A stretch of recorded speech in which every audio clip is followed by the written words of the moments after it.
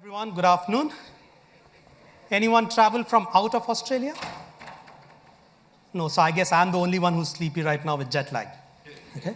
So I've come a far way. I've come from India for this conference. Wouldn't miss it. Thanks, Cam, for having me again over here. Really a pleasure to be at Testing Talks. And today I'm going to speak with you what is the path to autonomous testing. I call myself a software quality bartender. And that is important because I like to choose my tools, technologies, processes, practices in context of what is the problem to be solved and pick the right tools and technologies, processes, practices to solve that the right way. What is right in one context might be completely incorrect in another. So that's why I'm a bartender. I pick and choose to solve the problem. I look forward to connecting with you on LinkedIn, Twitter, or X as it is called now. These are the only two social media platforms I'm on, and I'm terrible at it as well. But I promise if you do message me over there, I will get back to you on that. Now, I've been part of this.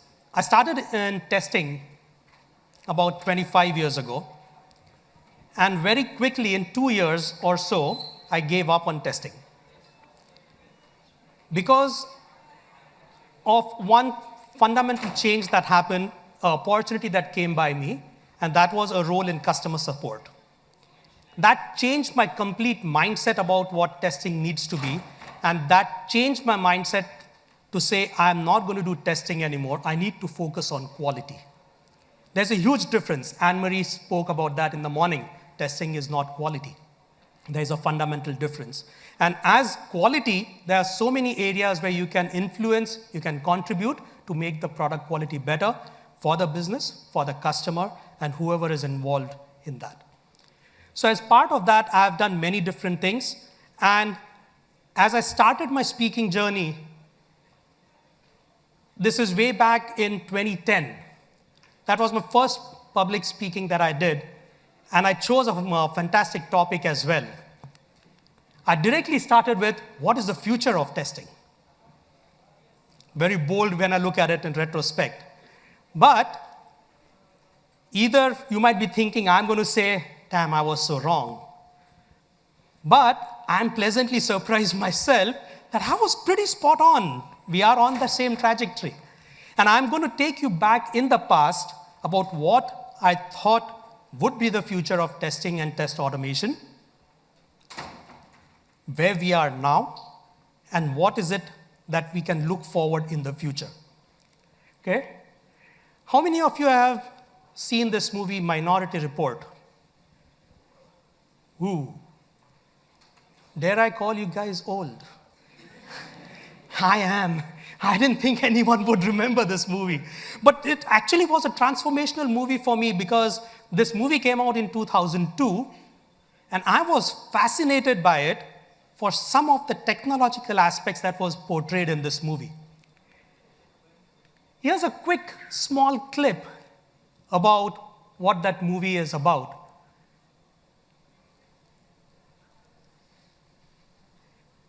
For those who don't know, I'm sure this is a wrong question to ask. This is Tom Cruise. Okay? But the way he's interacting with a device which may or may not be there, a screen which may or may not be there, and performing action. It's a very futuristic movie. This future is yet to arrive. It is supposed to be portrayed in 2054. It's a preventive crime type of application that is there. You forecast what crime is going to happen and prevent that from happening. And this was a very interesting, fascinating technology for me, and that got me thinking about, okay, if this is there anything more that I could read about it? And I was pleasantly surprised that it's not just in a movie, there's a lot of work that is happening for it. Those who have not seen this movie, can you relate to any other movies that might have this type of technology? Any movies that you've seen? Sorry? Avatar. That's one that I could remember. Sorry, I don't watch movies anymore. This movie spoiled it for me. Sorry? Yeah, Deja Vu probably. And there'll be many others similar, right? No, it's not just one. There are many movies like that. And it's not just in movies. there are many applications as well today that you will see which is having a similar type of technology, a similar type of interaction. Okay? The simplest of those applications you can think about, who is not using smartphones.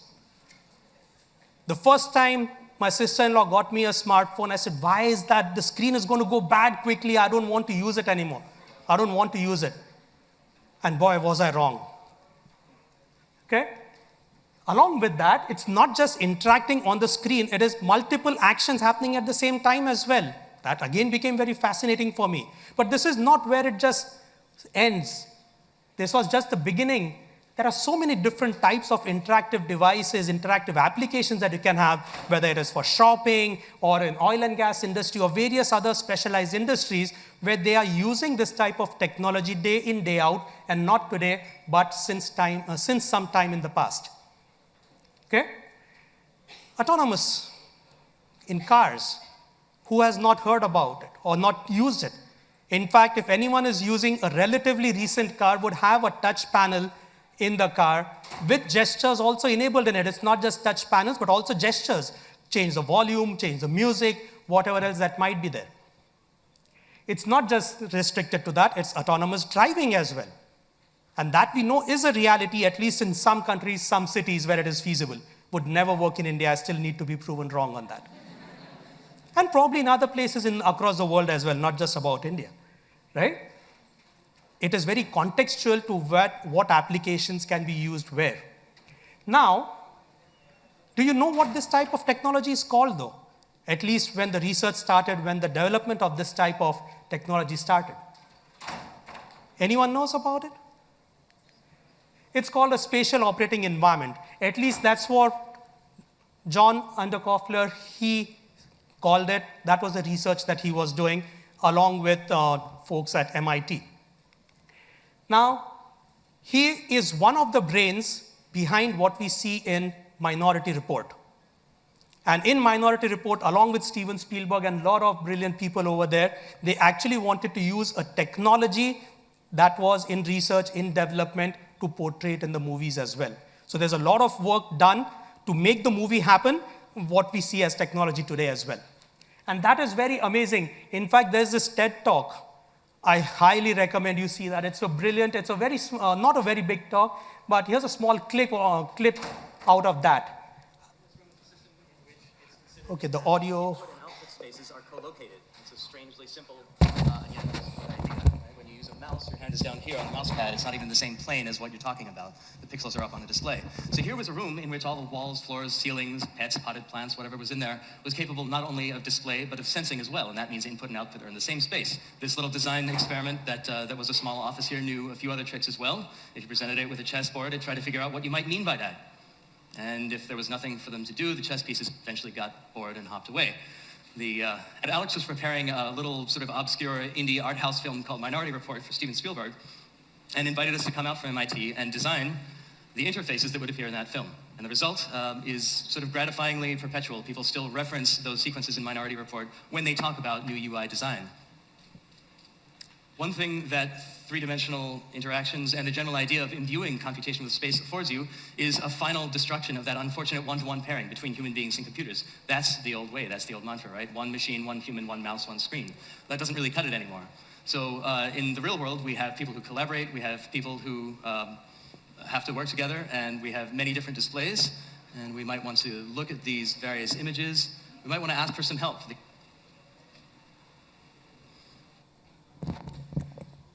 I hope you get a gist of what that research was that went into making that movie. You are now able to make actions in one place, have the interactions happen somewhere else, and take it forward. Multiple people can interact with that as well, across different devices as well. Now, this is not the only research that was happening. You will find many more such research that is going on, but the technology that came out of this, the use cases that came out, is something that we use almost day in, day out in some fashion or the other. There's also another very interesting research that was going on at that time called Sixth Sense. This is not the movie that I'm talking about, okay? Sixth Sense is by Pranav Mistry, again a TED Talk video, a brilliant video, a short video, 10, 15-minute video. And there he actually used different devices, cameras and everything to understand what is going on, how to interact with it. Okay, I want to modify this photo a little bit and send it as an email to a friend. So we are looking for an era where computing will actually merge with the physical world. And of course, if you don't have any surface, you can start using your palm for simple operation. I'm dialing a phone number just using my hand. Yep. The camera is actually not only understanding your hand movements, but interestingly, is also able to understand what object. Your newspaper will show you live of your weather information rather than having updated you have to check your computer in order to do that, right? This is where you can applause as well. When I'm going back, I can just use my phone and playing Pong game inside the train on the ground, right? And I think the imagination is the only limit of what you can think. Many of you already must have thought, okay, you can browse. Yeah, of course you can browse to any website. So you can do all sort of computing on a piece of paper wherever you need it. So, but more interestingly, I'm interested that how we can take that in a more dynamic way. When I come back to my desk, I can just pinch that information back to my desktop so that I can use my full-size computer. And why only computers? We can just play with papers. Like paper world is interesting to play with. So here I'm taking a part of a document and putting over here the second part from second place. And I'm actually modifying the information that I have over there. Yeah, and then I say, okay, this looks nice. Let me print it out. Interesting. This is way back in 2009, before 2010 when I made the talk. So much research advancement had already happened by that time. I spoke about it quite unconscious in that sense. I just wanted something jazzy or buzzwords to have as my talk title and the content.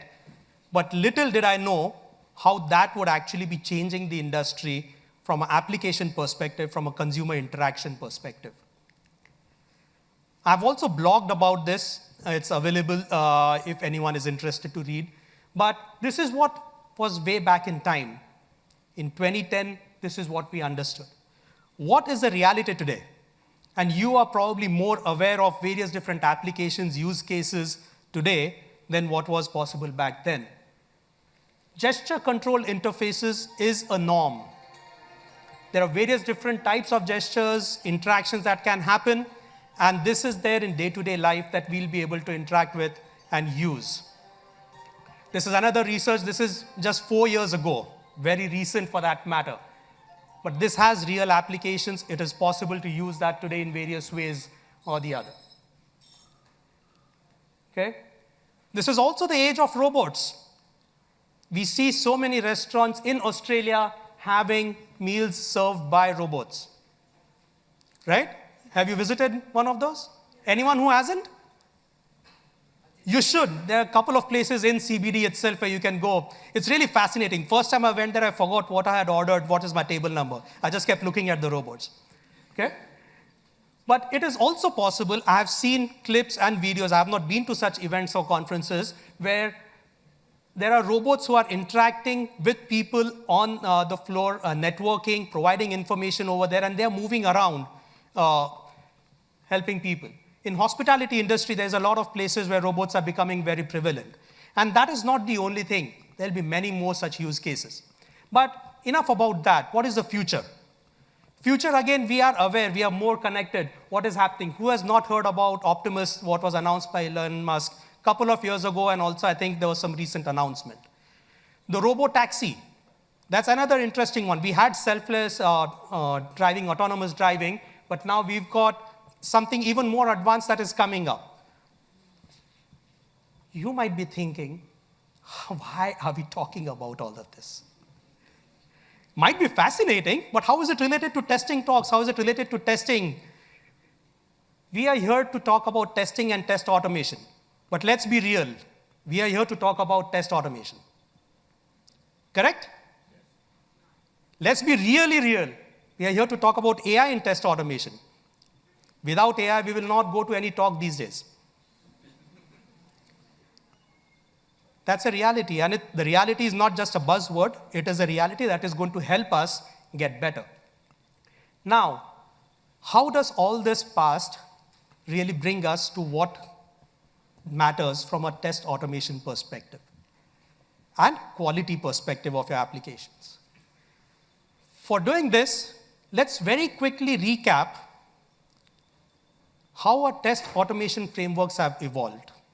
And this is not about open source or commercial products or free-to-use products. This is just the type of automation that we have done in the past. There is a concept of a core framework, which is going to do the interactions, do the actions on your applications, browsers, or devices. And you would tell your scripts in form of record and playback, for example, how you would interact, what type of scenarios or test cases you want to perform to simulate user actions. Record and playback had a lot of challenges as your application evolved. Small changes in your application, they used to fail. Cumbersome to evolve, maintain those. That's where the custom frameworks came into picture, where you are going to script, you have more control about what type of automation is to be done, and you're going to control that behavior, that interaction in a much more user-centric, application-centric way. Now, the customized frameworks also could have variants. What different types? There could be a modularity-driven framework, a data-driven framework, keyword-driven framework, model-based. Too many fancy things over here. A lot of these things I've never used. Certain things I dislike as well, for that matter. But they come under the bucket of hybrid frameworks, where you've got certain aspects of record, playback, and customizations, data provider aspects that are there. These are customized hybrid frameworks that you have. So if you think about it, this is what our custom frameworks are. And after this came BDD. It was more of a concept, a collaboration tool, but it was taken a step forward. How can you automate your test based on what you have specified in a simple English language, or whichever language you use to specify your given when-then scenarios? And that, again, was a big trend, a big buzzword, and a trend at that point in time when it came out, and everyone wanted to adopt BDD. But the question that comes is, nothing is going to remain forever. What is next? That was also a question that I asked. What is next? And this is, I'm still talking about back in 2010. What is next after BDD that might be the norm for automation, that might be the next big thing in automation? And this is what I came up with. It's autonomous.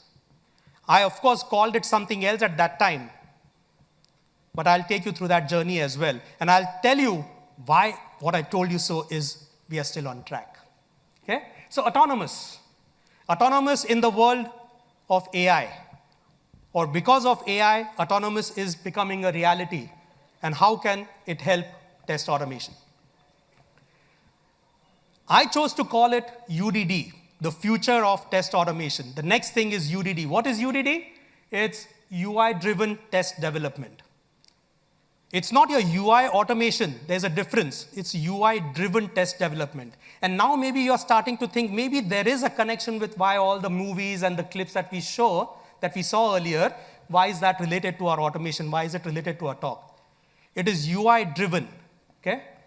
A slight digression. UDD might seem like yet another DD practice, right? Test-driven development, behavior-driven development. What is UI-driven development? And in fact, I think the same. In fact, I have a blog post, an older blog post, where I've tried to think of all different variants, puns, satires, sarcasm included, thinking about what are the different ways teams do development and testing. Some interesting ones, for example, could be PDD.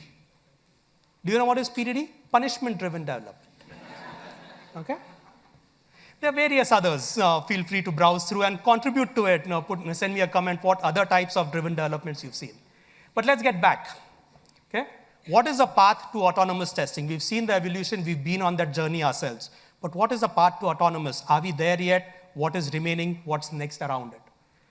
So for path to autonomous, what it really means is automatically, and this is in by far expectation from a lot of team members or management stakeholders that I speak with, that I hear from, what they think autonomous is supposed to do.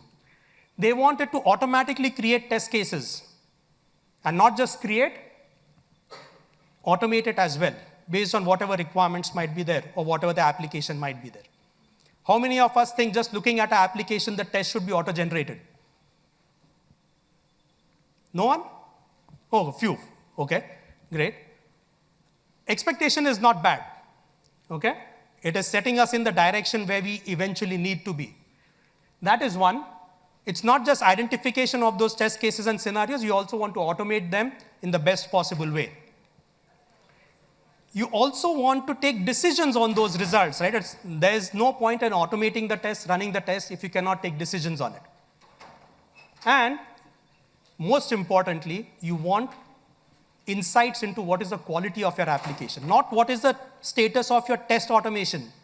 You want insights into quality of your application. Again, I'm going to refer back to Anne-Marie's keynote in the morning. You are doing all these activities to check the quality of your application, to know the quality of your application. And that is very important.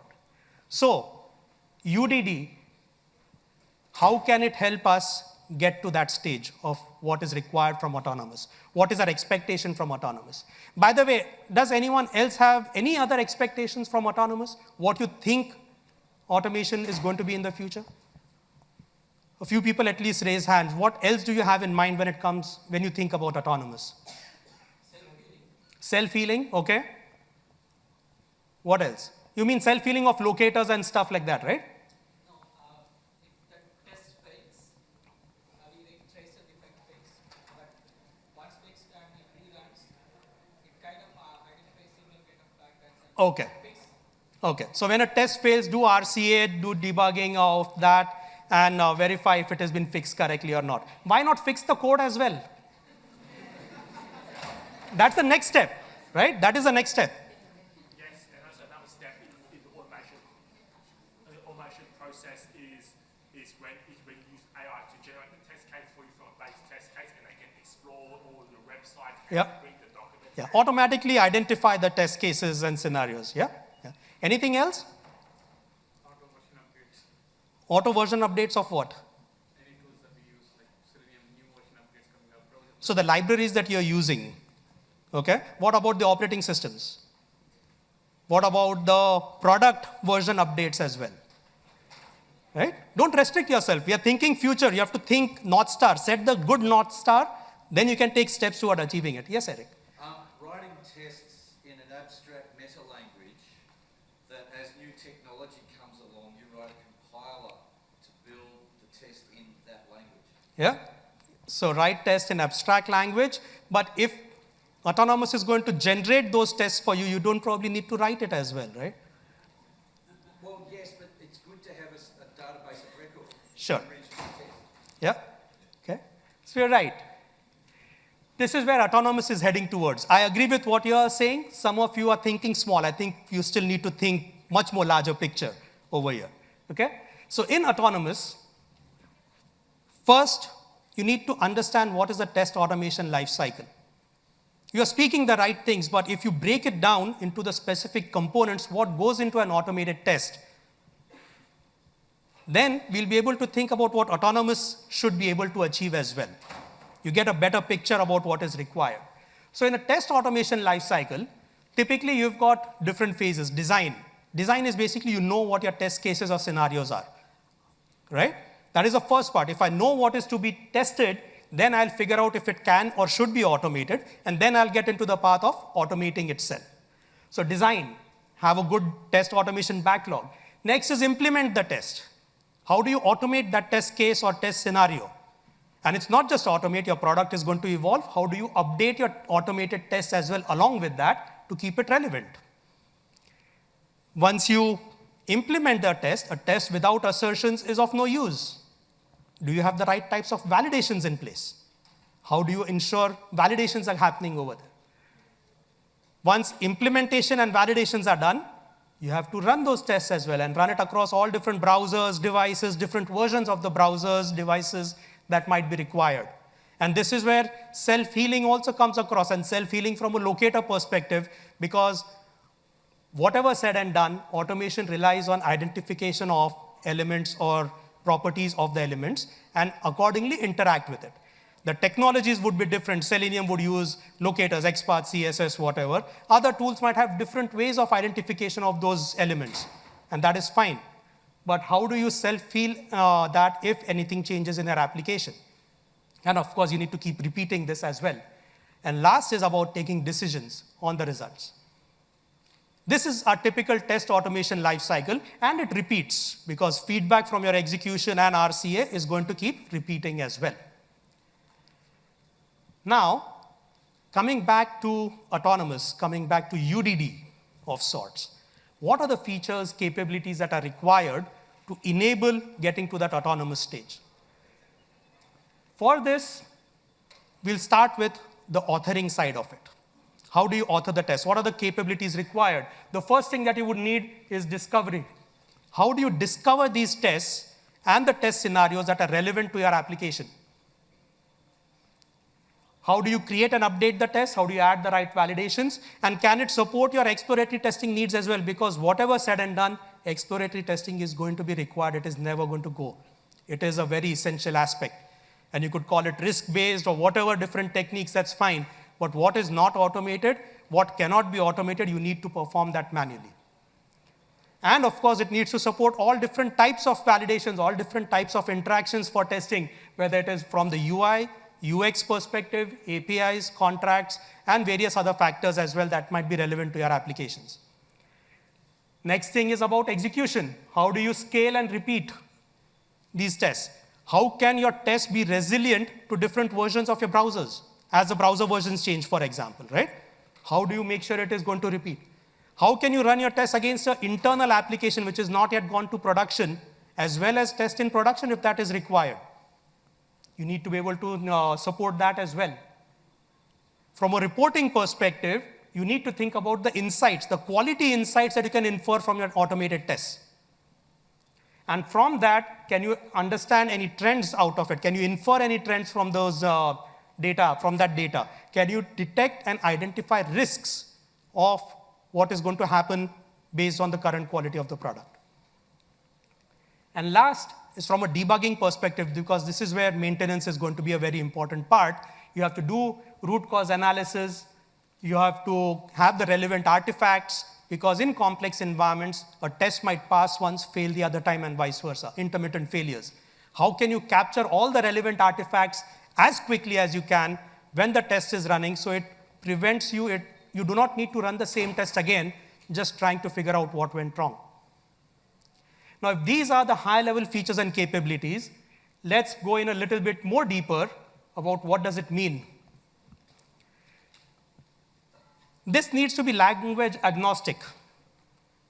It doesn't matter, am I using Java, C++, C#, or Ruby, Python, Scala, what am I missing, JavaScript? Doesn't matter, there'll be other programming languages in the future. This needs to be language agnostic in various ways. You need to have test data generation capabilities. It cannot be an afterthought, which unfortunately most of the teams run into a problem because of that. Tests are not reliable because your test data has changed. Test data generation has to be inbuilt as a capability in these types of automation. You need to have self-healing and resiliency. Small changes in your application should not cause all your tests to fail. Of course, if it is change in functionality which impacts the user, the test should fail. But if a locator has changed, does any user care about a locator changing? If I'm trying to do something on any application, I'm trying to, let's say, purchase a book, I don't care if the locator for the pay now button has changed. I expect that to proceed with payment and the transaction completes. Why should your automated test care about that? So resiliency and self-healing is going to be very important. CI/CD is a given. It's not even a feature or capability anymore if you really think about it. It has to run fast, it has to give the quick feedback, and if you have a good set of automated tests, you do not need any manual intervention. If everything is passing in your path to production, you can directly deploy into production. Can you get to that stage? Now, this is where the interesting bits come across, the test discovery. How is that really going to happen? After test discovery, the analytics, which is very less spoken about or very less thought about. When your application is built, are you able to get business insights based on what the users are doing in terms of what features they are accessing, what capabilities they are accessing, what is not working? The typical funnel that product teams, management teams would look at in terms of determining what next to do. You have to test for analytics as part of your automation itself if it has been built right. You have to think about the NFRs, load performance. You have to think about security. There will be other NFRs that you might need as well. I've not listed everything. But the next part that becomes interesting is the insights and trend analysis. If you don't build that as a capability, if you do not have that as a capability in your automation, it is not going to give you the kind of value you need from your automated tests. Defect analysis, you were referring to defect analysis, right? That is a very important aspect. And not just saying this is a defect that was found, but how can you take it deeper and tie it into which part of your product code or configuration change is resulting because of that. But when you have all this information, can you identify risks? Can you identify based on these changes, these are the impact areas which are vulnerable in your application if this feature goes live? How can you do that holistically? You need to be able to take decisions, and maybe there is many more things that you might be having in your mind what are needed as a capability to make your automation truly autonomous. Okay? We are going to dive in more deeper over here because this is where very interesting things, we think it is very easy. I think it's a very loose statement. I frankly think it's a very loose statement if I make it to say tests should be auto-discovered by autonomous. To auto-discover test cases and scenarios of any application, it's not just parsing the DOM and figuring out what is happening with your application. There is so much more to it to understand what is the capability or what are the features in your application. You need to understand what are your requirements of your product, and requirements of your product not for the current sprint that you're working in. You might be in sprint 99. What has happened in first 98 sprints? Those have been requirements based on which your product has been built and evolved. Sprint 99 is just evolving those and adding some new capabilities in your product. Isn't that going to be important to understand what type of test cases should be auto-generated? This is a very important aspect. And this, each team might have in own different way in Jira, in Azure, in Excel documents, in Trello boards, Notion, wherever it might be. You need to have that historical data to be able to understood to say what is my product functionality really there. In Australia, how many e-commerce sites are there? For example, Amazon is one that I know, unfortunately. That's the only one I know. Which other e-commerce sites are there? If you want to buy electronics, for example. JB Hi-Fi is one? Sorry? Okay. A few others. Sorry, I didn't get the name correctly. But there'll be quite a few, right? What distinguishes one from the other? They are still allowing you to purchase electronics. Search for a product, add it to cart, purchase it. You'll be able to see your order history. But each one is still unique, right? What distinguishes search in Amazon versus JB Hi-Fi versus anything else? That is what makes each product unique. Based on the requirements is where that uniqueness can be understood. Of course, you need to look at your product code as well. And if you have a monolith, in this case, it's an advantage because it's one code base to scan. But who all is using microservices? Okay? I don't know how to tell you all the best and best wishes for the future. It's a big problem. Microservices is great, but it's a big problem as well. But that's not the topic for today. You need to understand your source code and see how that maps to your requirements. Only based on that, you can look at your application and then tie it all together to say, what type of functionality does your application truly have? And this functionality, Eric, as you were saying, the abstraction, this is what that abstraction is really coming out to. You cannot look at only the application and say, this is my level of abstraction. That might be incorrect. That might be just one part of the story. Okay? Now, once you have these level of details, you can start creating these types of tests. I want to log in, I want to search, I want to check out, add to cart and check out, of course, all those details, right? This is how your test scenario is really going to be built. But in the case of UDD, that interaction is going to be very different.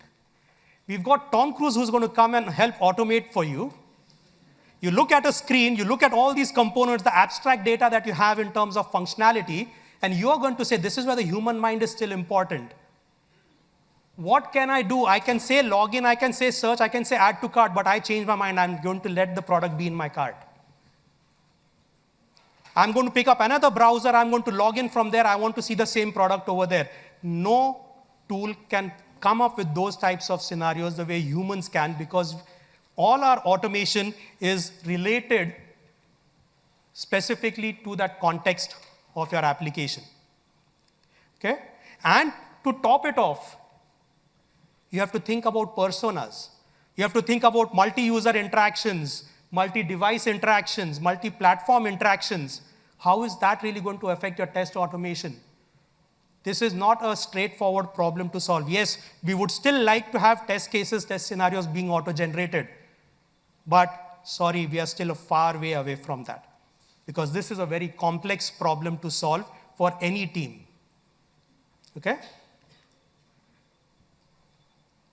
The next thing that I would like to see in autonomous is risk mitigation. If I have all this data, based on a new requirement that has come in, can I identify which functionality is going to break based on that? Can I identify which other functionality can get impacted because of that? That would be the next level of it, to say, okay, what can be done?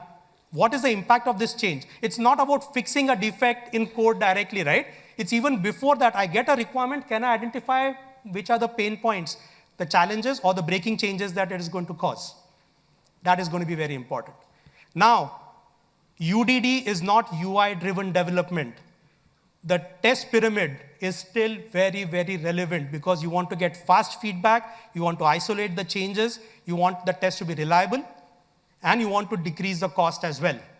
You want to be in control of your costs. So once the tests are identified, autonomous should figure out and say, I have got access to all of this. What type of test and what layer of the pyramid should I automate it at to get these results that are required? It's not just UI testing. It's not just SIT. It is much more than that. Okay? You have to think about build versus buy. Build versus buy versus reuse. There's a difference. Understand the context, what is required. How are you going to get to that North Star? And choose, be a bartender or be a chef if food is more important than drinks. Whatever suits your palate. But think logically, think practically, think futuristically how it's going to help you get there. Okay? Leveraging AI in automation is definitely important. AI is not the solution, it is part of the solution. It's a very important distinction to keep in mind. So how do you get to autonomous testing? A lot of different tools that are there. I've been using a lot of Copilot, ChatGPT, and similar. You can also build your own LLMs. You can leverage new tools like Applitools Autonomous, which Cam was mentioning earlier. Fascinating tool, solves a lot of the problems that we are thinking about from an autonomous perspective. Still not the end solution, but it's on the path to achieve those types of solutions. Okay? But a reality check. As I was coming from India, I flew from Pune to Delhi. On the flight, I happened to bump into an old colleague of mine, more than 20, 25 years experience in development. In that, I asked him, how much AI do you leverage as part of your development activities?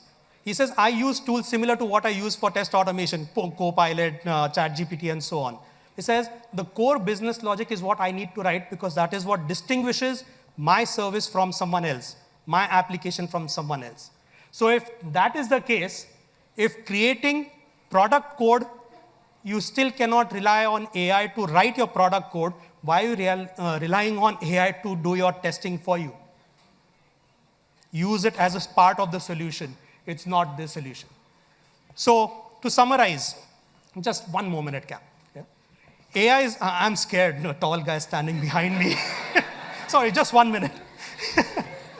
Okay? So AI is not the solution yet. Okay? It is a big part of getting to the solution, but AI plus human mind is what will help us get there quickly. Okay? Last bit. Are we there yet? I'm the person in the back over here asking that. And I'm asking that to my friend Manoj, who's coming up next, and his answer is getting there. So if you want to know more about what are different ways of getting there, open source ways of getting there, please hang in for the next session by Manoj, who will be talking about LLMs and much more details over there. With that, I would like to say thank you. I hope this has given you a different perspective on autonomous.